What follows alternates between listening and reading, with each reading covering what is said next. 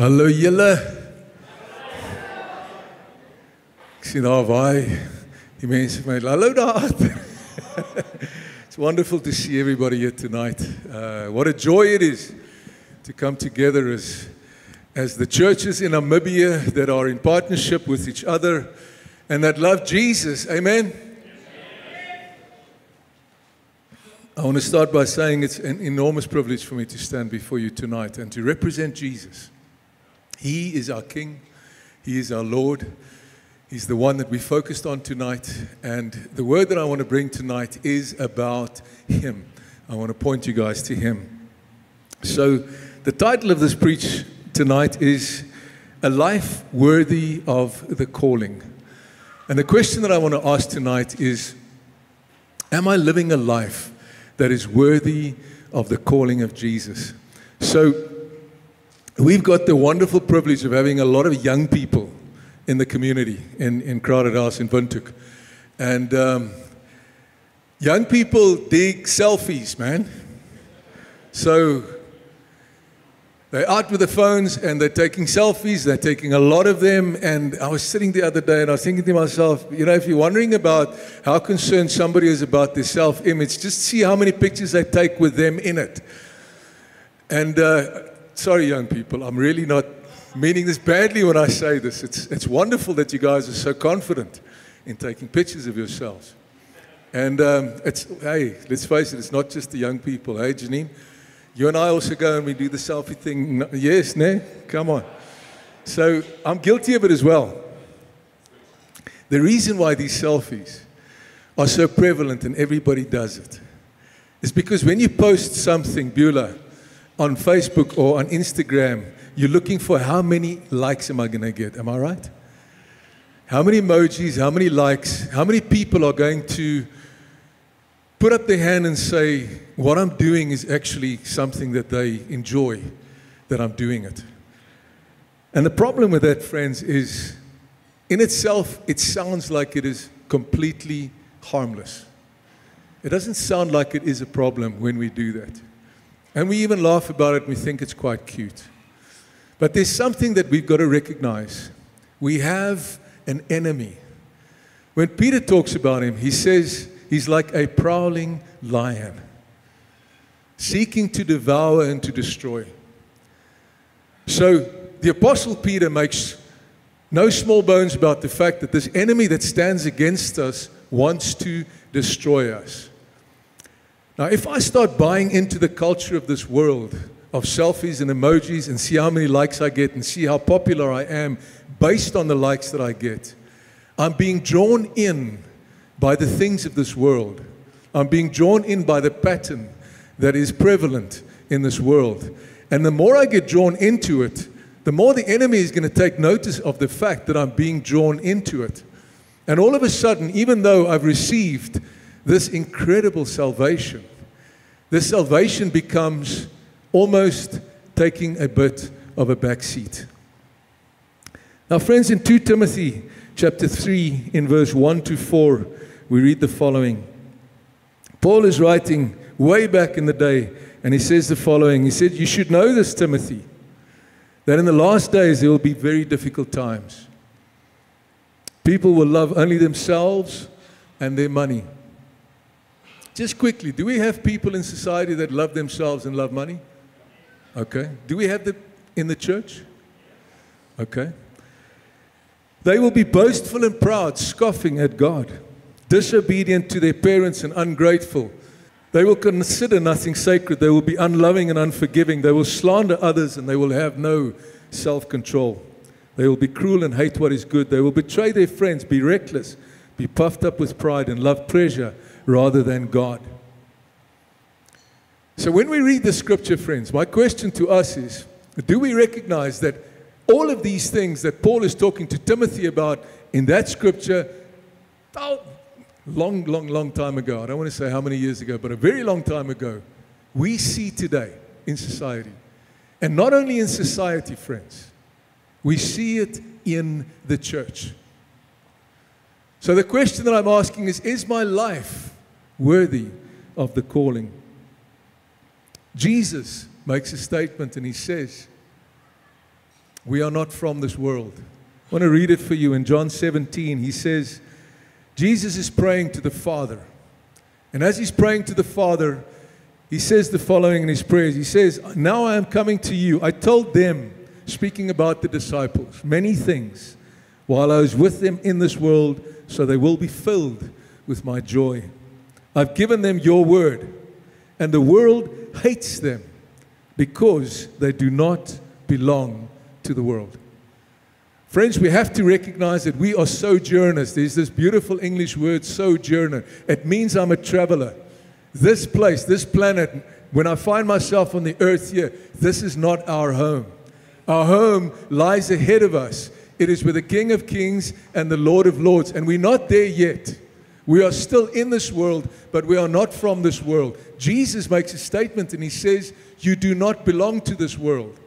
So every time that we come to a place where we begin to follow the patterns of this world because everybody else is doing it.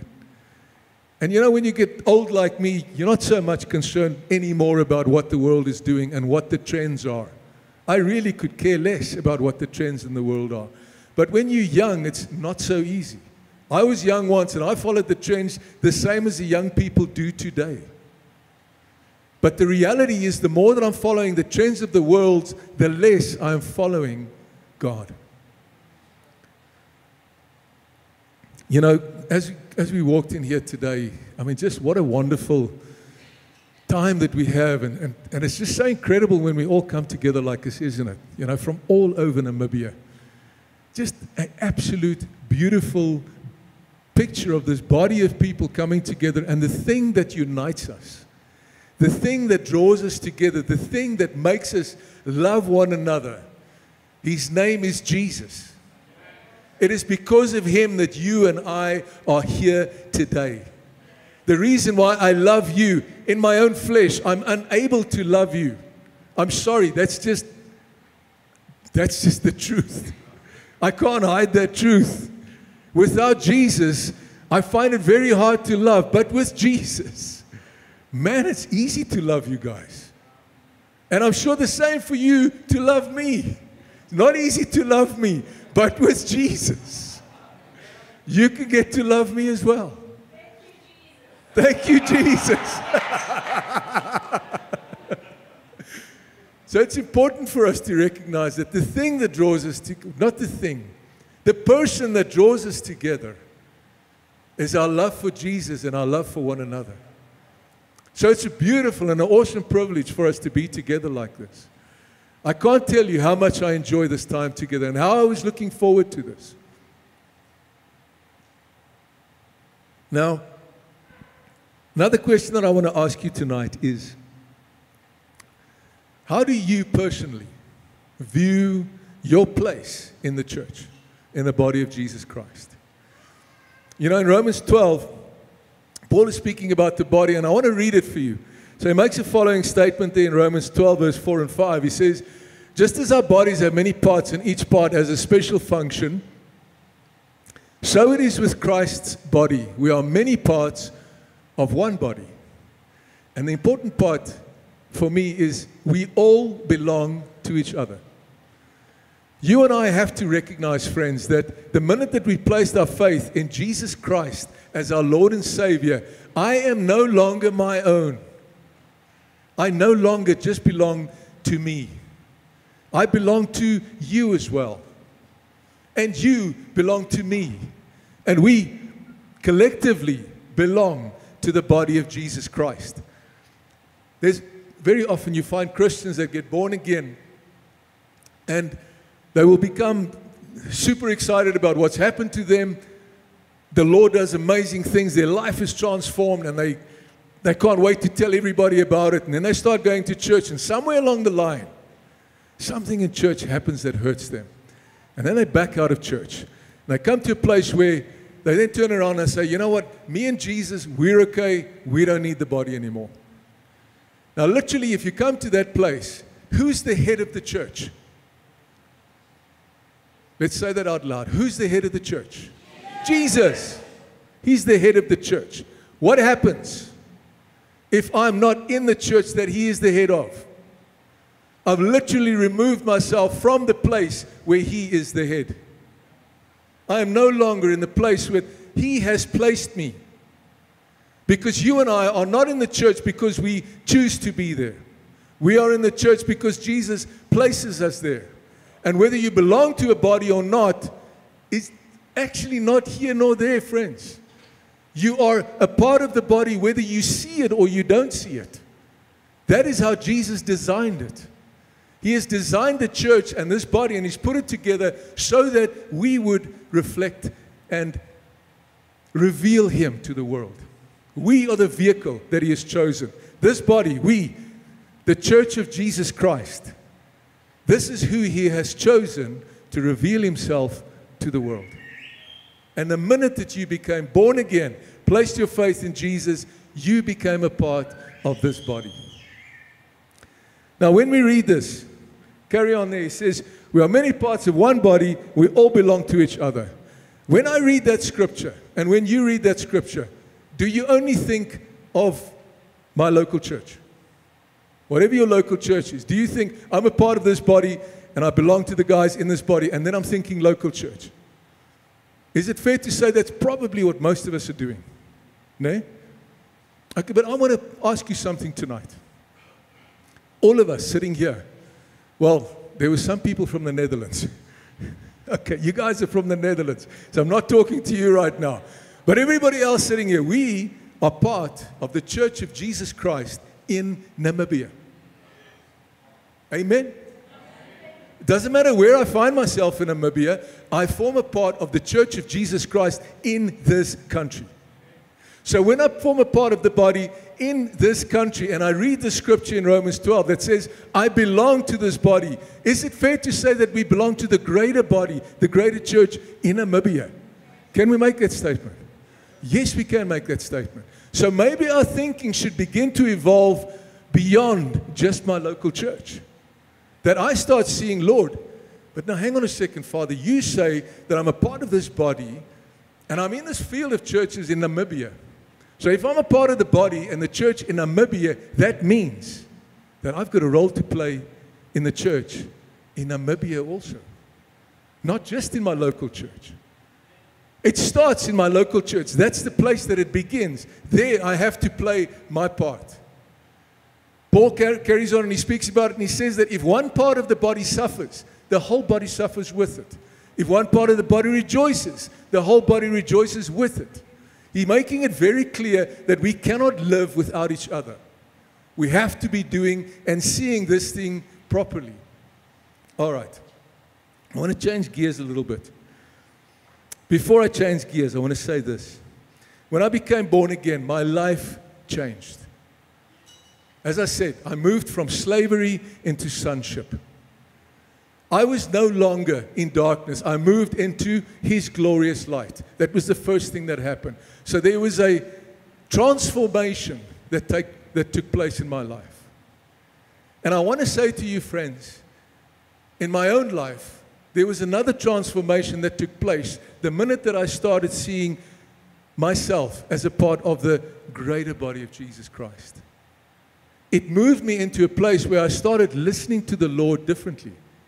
Where I started saying, Father, I'm going to give myself and I'm going to be absolutely faithful to the best of my ability in everything that you're putting before me in my local church. Starting with my local church. But Lord, I don't want to stop there. I don't want to just be faithful in my local church. I want to see what you are doing, Lord. I want to see where you are going with your church throughout the country of Namibia. And I want to be a part of that. All right, now, I want to just change direction for a moment to illustrate something of the heart of God. So there's a scripture that I'm going to read for you where it says that God loved Jacob, but He rejected Esau.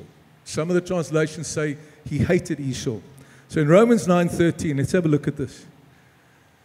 In the words of the scriptures, I loved Jacob, but I rejected Esau. It's important for us to understand why. Why did God love Jacob, but he rejected Esau. Now the answer to this, friends, lies in the book of Hebrews. So in Hebrews chapter 12, verse 16 only. That one. Make sure that no one is immoral or godless like Esau, who traded his birthright as the firstborn son for a single meal. There it is. The word says that Esau was godless. Why was he godless? Because he despised the thing that the Lord had given him. And that's what caused God to reject him. It says that he was seeking the blessing with tears afterwards, once he realized what he had done. But he could never find that blessing again. And the problem was this. God the Father said the firstborn son will have a double portion of the inheritance. The firstborn son, and there's a whole lot of things, a whole lot of benefits that the firstborn son has. And those things were bestowed on him by God. It was given to him by the Most High God. And the reason why God rejected him in the end was because he was willing to take that which God had given him and he sold it for a bowl of soup. So he completely despised that which the Lord had given him. All right, let's move on. Under Jesus, when we placed our faith in Jesus Christ as our Lord and Savior, we received the benefit of becoming sons and daughters in the house of God. Because of the work that Jesus Christ did on the cross, we have the possibility, everybody on this planet has the possibility to enter into a relationship with the Father. The only way that we can enter into that relationship with the Father, the Bible says, we believe in our heart, confess with our mouth that Jesus Christ is the door. Jesus himself makes a statement in John 14:6, where he says, I am the way, I am the truth, and I am the life, and no one will come to the Father except through me. So the way to the Father and the possibility for you and I to come to the Father was because of the price that Jesus paid. Now under Jesus, the minute I place my faith in him, I become a son in his house, I then have the privilege to be a part of a family. And that's God's family. But because I have the privilege to be a part of a family, in which family that you know of do you have zero responsibility? Your kids, do they have a responsibility in the family? As they grow older, their responsibility increases normally, right? As a father and as a husband, do you have a responsibility? Yes, you do. As a wife and as a mother, do you have a responsibility in the family? Yes, you do. So the reality is that every single one of us in our earthly families have got a very real and clear responsibility. Now my question is, how is it that we do not recognize that when I became a part of God's family, I also received a responsibility? But somehow we will continue, sometimes, living our lives as though I have no responsibility within the family of God. Now, friends, again, the question, am I living a life worthy of the salvation? Esau missed completely that he was in a special position. He missed the benefit and the incredible opportunity that lay ahead of him because of his birthright, because he was born first. He did not recognize that God the Father had given him something that is so incredibly valuable. Not only just because it comes from the Father, but because of what he could do with it in order to honor the Father, in order to give glory to the Father. He completely missed that part. And I want to go so far to say that if we cannot get over our self-love, our self-absorption, and all the other things that the world is actively encouraging us to walk in, we will also miss the opportunity that God the Father is placing before each of us. If I don't recognize my responsibility, or rather, not even recognize, if I choose not to take up my responsibility within the household of God, within the family of God that I have become a part of because I placed my faith in Jesus Christ as my Lord and Savior, am I not also despising something of what the Father is asking me?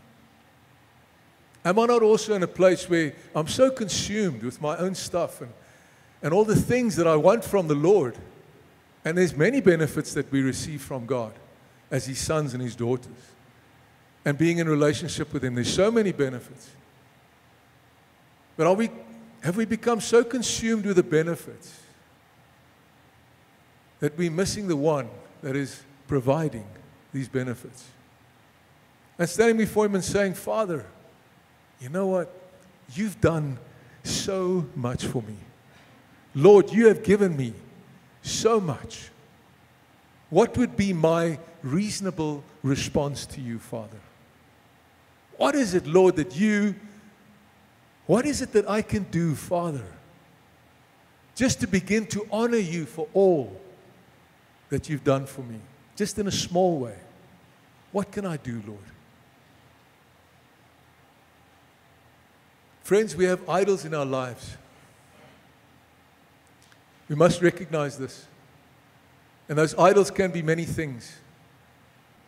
How often or how easily do we despise a church meeting on a Sunday morning? Where I feel, oh man, it's just Saturday night was just hard. This week has been long. I just want to lie in a little bit. And we go, Lord, Jesus forgive me, but I'm actually not going to go to church this Sunday. Not thinking for one moment that me not being in church might be that one part of the body that God needed to be there in order for Him to show something of Himself to the body in the morning. Do we think about our place in the body like that? Do I recognize if I'm not there, there's something missing? The Lord cannot display Himself the way He would like to because I'm not there. That part of the body it's missing. In Hebrews 2 verse 3, the Hebrew writer says, so what makes us think we can escape if we ignore this great salvation that was first announced by the Lord Jesus Himself and then delivered to us by those who heard Him speak? Friends, the Scripture is a warning against falling away. It's a warning against people that have received the salvation and they're basically despising it. They taking from it what works for them and not being concerned about the rest. So I'm only concerned about the benefits. I'm not concerned about the calling that's on the salvation. Paul describes it like this in a letter to the Ephesians. In Ephesians 3 verse 8 to 11 he says, though I am the least deserving of all God's people, He graciously gave me the privilege of telling the Gentiles about the endless treasures available to them in Christ. The endless treasures available to us in Jesus Christ. I was chosen to explain to everyone this mysterious plan that God, the Creator of all things, had kept secret from the beginning. God's purpose in this was to use the church. Listen to this, friends. God's purpose in this was to use the church to display His wisdom in its rich variety to all the unseen rulers and authorities in the heavenly places. This was His eternal plan. This is not plan B. This was His eternal plan right from the beginning. God wants to display Himself through the church. Who's the church? It's us. It's us, this wonderful body of people. Every single one of us sitting here today. We are the body. We are the church that He wants to display Himself through. So when I say we need to start thinking outside of just our local context, can you imagine if we had a partnering church in every single town in this country? That it doesn't matter where you travel in Namibia, there's a partnering church there, and you can walk into that church and you know that when I walk in there, it is going to be healthy. It is going to be something that is glorifying Jesus. Can you imagine? I have this dream. I'm like, Lord Jesus, I want to see this in my lifetime. Julle en ek is al oud, man. I don't have much time. So there's an urgency in me. There's an urgency in me that we would see healthy church all over this country. Every single town. The only way that's going to happen is if the church arises. It is going to cause us to go and share this message. This message that Jesus Christ has given to us. That He's willing, He's there, He's available to everybody.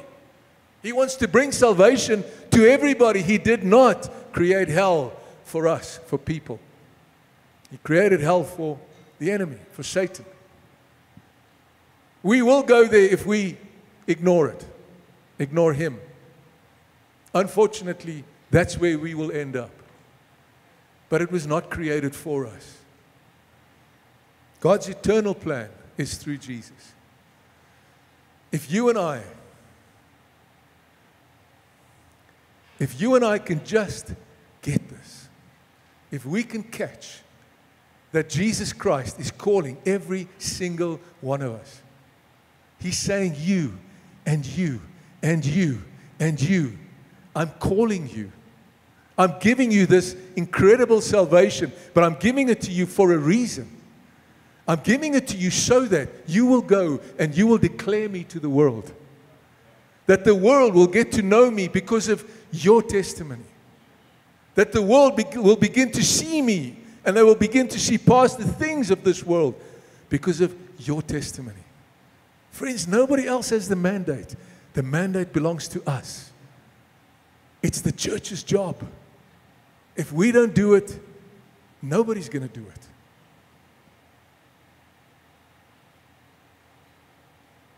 Years ago, a friend of mine phones me. She says to me, I've got a friend.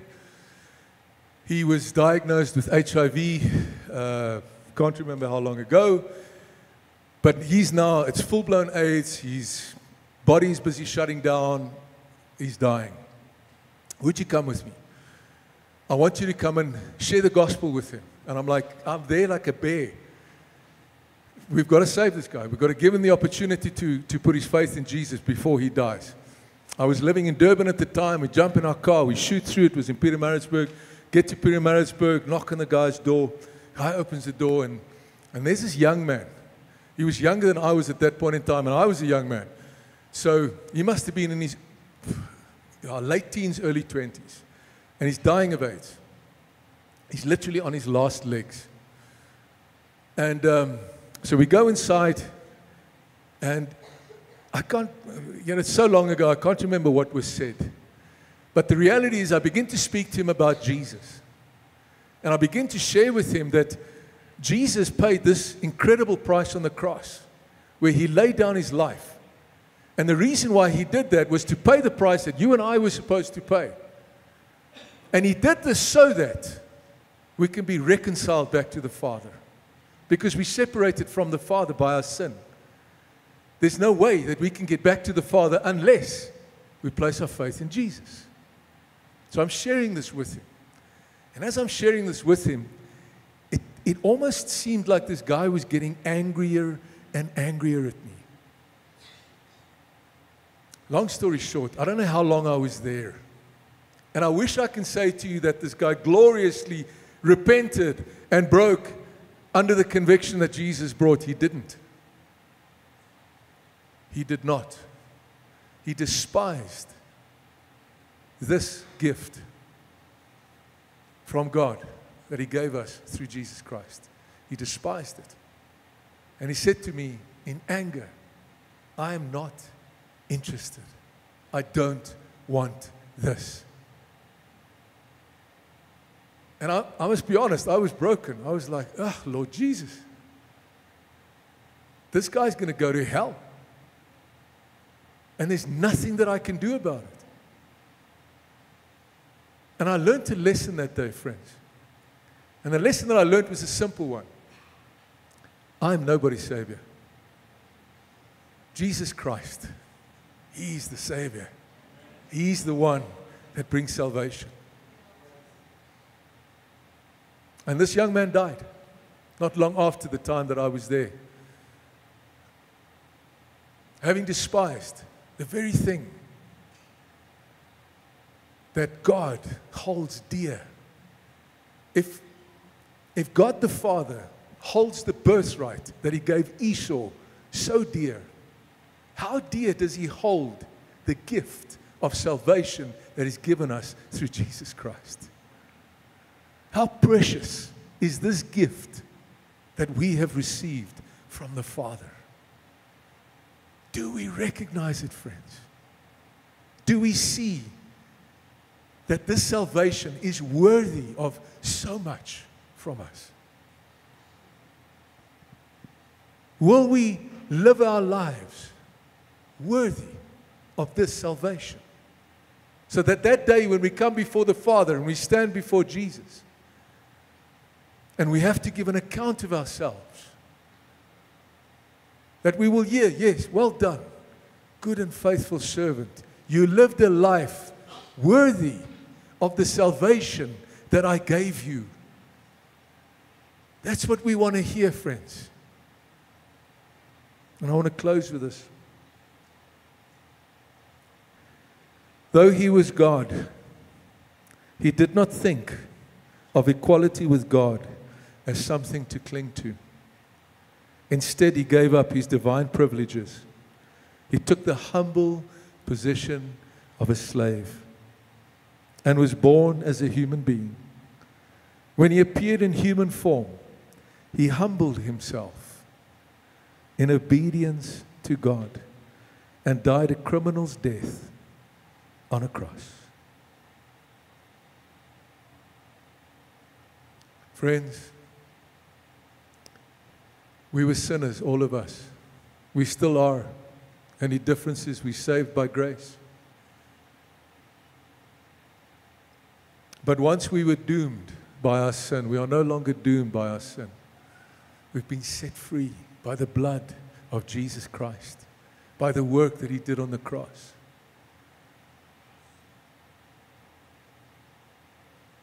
What is our response to Jesus for this that He did? What is my response and yours? How do I live a life worthy of this salvation?